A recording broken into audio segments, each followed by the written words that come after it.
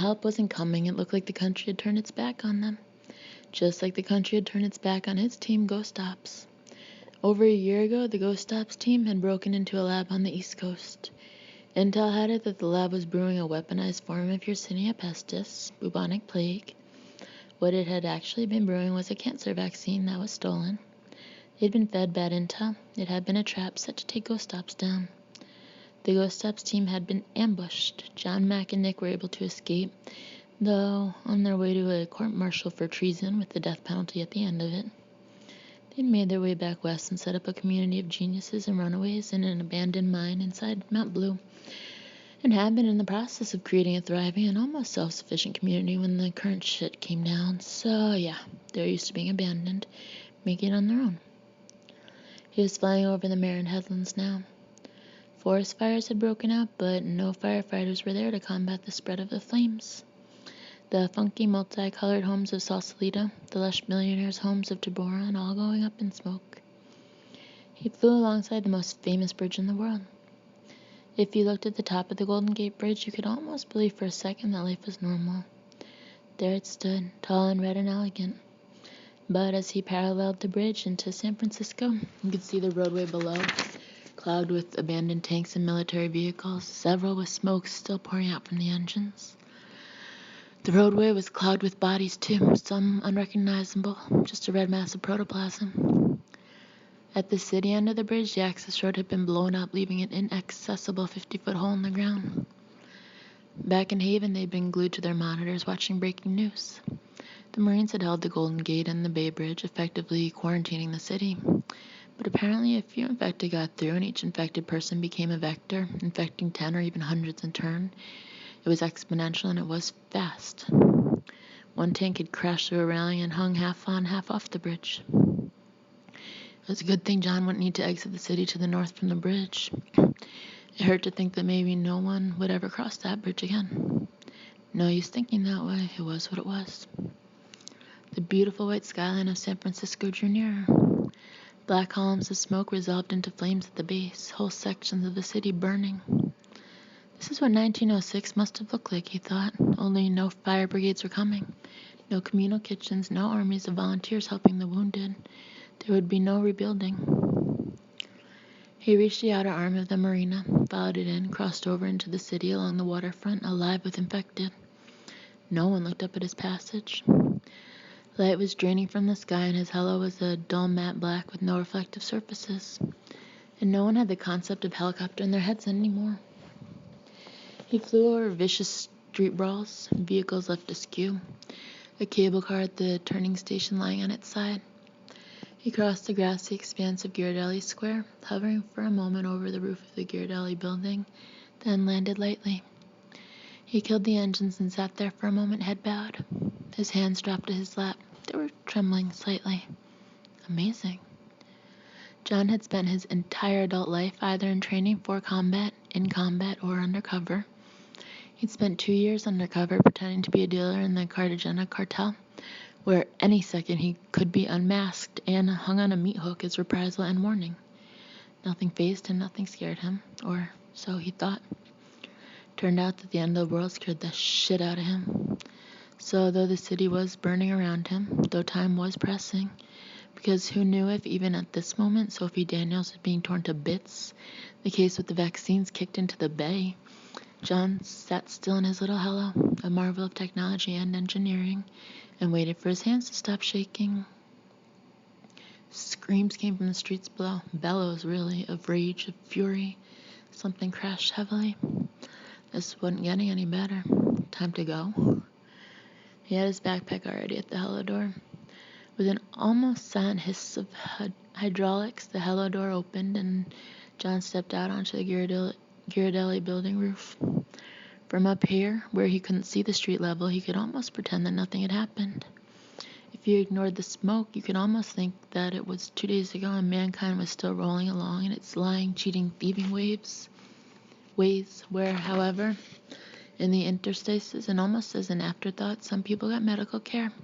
Some cops were able to stop crime. Some kids got educated. Someone played music, wrote books, painted canvases. He stepped to the edge of the building and the fantasy disappeared. Down on the street, it was a jungle, worse than a jungle. In the jungle, animals didn't try to exterminate their own species. He strapped his scanner to his wrist and adjusted it to IR. Immediately, red human-shaped splashes appeared on the screen, crazy even in IR. It was getting darker now. John watched the street carefully, looking for breaks in the patterns. He couldn't tell if the infected hunted in packs systematically or whether packs formed spontaneously. A snarling, crazed group of 20 creatures would go by, then nothing for a minute or two. Did they slow down with the darkness? Did they hunt at night? Did they sleep?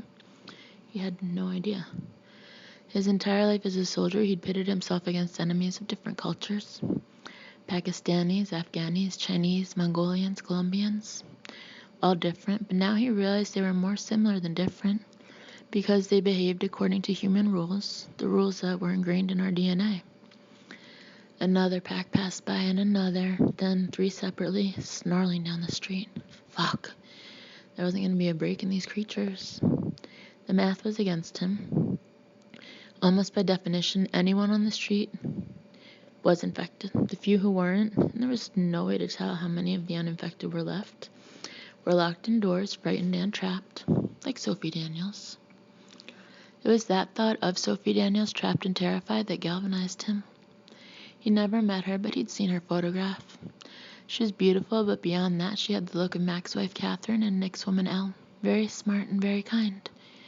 The kind of woman who had a glow about her. They didn't grow women like that on trees. She'd been kidnapped by the goons of the company that had unleashed this virus, Arca Pharmaceuticals. Before being caught, she'd had the presence of mind and the courage to take a few minutes to warn Elle. Elle had escaped, rescued by Nick, but Sophie had been caught. Maybe those moments had been just enough to have her fall into the hands of the fuckers who wanted to test her like an animal.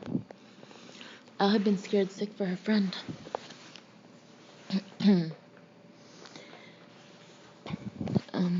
The 3 of them, Mac, Nick, and John, had gone to Arca's headquarters to free the people being tested, including Sophie, but she was gone by then.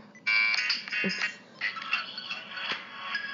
By some miracle, Sophie had escaped from the prison lab in the chaos of the infection, and instead of immediately getting the hell out, she'd gone back into the offices of a building full of monsters to hunt down and steal the vaccine, on the off chance that her bravery would give humanity a chance. It was very likely that the fate of humanity rested with one lone brave scientist trapped on Beach Street. He looked east to where Beach Street began. It was clogged with infected.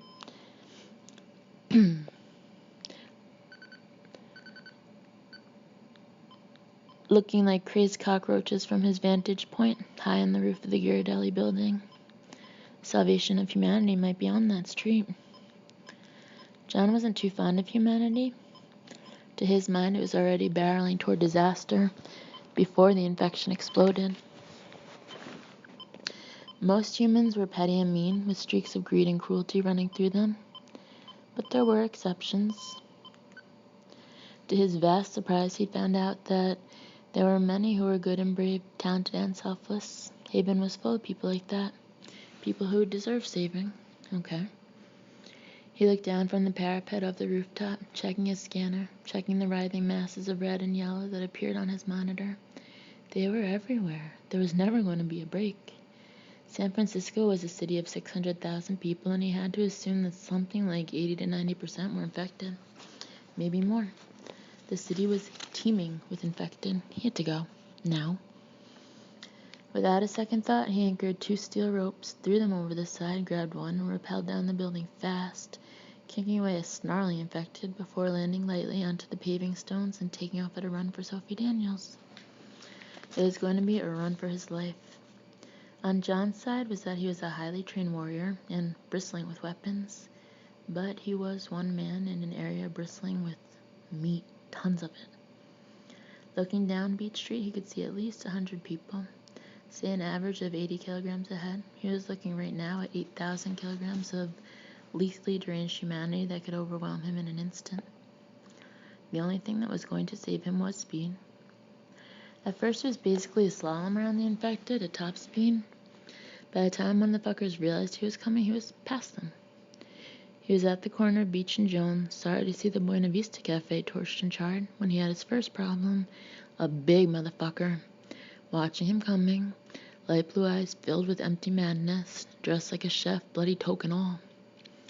The guy reached out with a blood-flecked hand as John raced past, and the hand bounced off John's shoulder. He gave a huge yowl that lifted the hairs on the back of John's neck, and then the creature launched after John. This seemed to stir some kind of primitive pack instinct. 10 creatures started running after John. They might have lost their intelligence and humanity, but their muscles worked just fine. They were fucking fast. John turned, gave a wide blast of his stunner set to lethal, saw the big guy and 4 others fall dead. The pack instinct didn't run to helping one's fellow monsters. The fuckers behind just vaulted over the dead bodies and came after him. The lethal stunner worked. It worked real well. It's just that there were so damn many of them. One of them reached out, hand sliding over the tough material of his armored jumpsuit. Damn. He was close now. I don't remember his fucking jumpsuit being armored. And that's... Damn. Sophie Daniels' apartment building was across the street and 10 meters down. Without looking, John tossed a grenade behind him, sprinted across the street to the apartment building, slamming open the street doors, pulling them together and throwing the bolt. It held against the dozens of bodies that piled up against the glass doors. Most buildings had shatterproof glass in the doors, and John sure hoped the building was up to code because the motherfuckers kept slamming against the now blood-smeared glass of the doors. Bodies thumping, fists pounding, mouths gaping open, unearthly howls coming out of them. They looked astonished. They could see him but not touch him. One man bashed his face against the glass doors so hard his teeth flew out of his mouth. They'd lost the notion of glass. His skin crawled.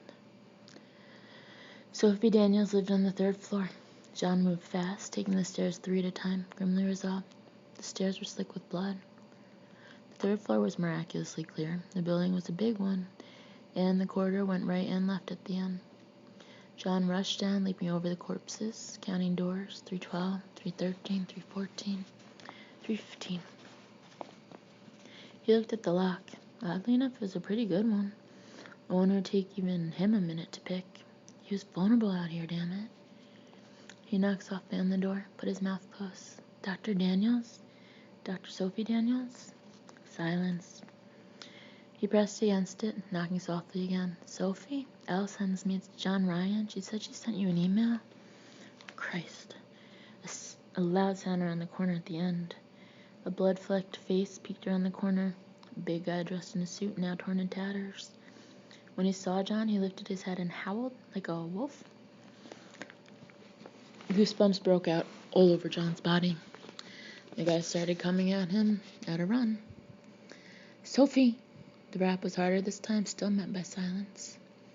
John put his back to the door, took aim with his Glock 310, finger on the trigger, aiming at the neocortex, because he wanted the fucker to go down and stay down.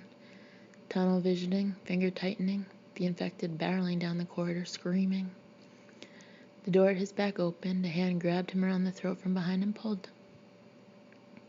Taken off balance, still concentrated on the shot, John stumbled into the room, his shot gouging a hole in the wall next to the infected who kept on coming. He fell down onto something soft, warm, fragrant. John kicked his booted foot forward, slamming the door closed. The snick of the automatic lock sounded just as he heard a heavy body hitting the door. Safe. Safe in some soft, aromatic place with a beautiful woman. He turned over. He found himself on top of a woman with a heart-shaped face surrounded by a cloud of dark hair. Her skin was pale in the darkened room, but glowed in the dim light. Dark blue eyes, a small, straight nose, soft, pillowy lips. A face that was etched in his mind since he'd seen her photograph back in Haven, among a list of scientists and test subjects who'd been kidnapped. The idea of her in the hands of Arca Pharmaceutical, which had tried to have him killed. See, now it says Arca Pharmaceutical, not pharmaceuticals. And I think I would have noticed that typo before, too. The idea of her in the hands of Arca Pharmaceuticals, which had tried to have him, Mac, Nick, Catherine, and Elle killed, had haunted his thoughts. Sophie Daniels, he said to the woman underneath him.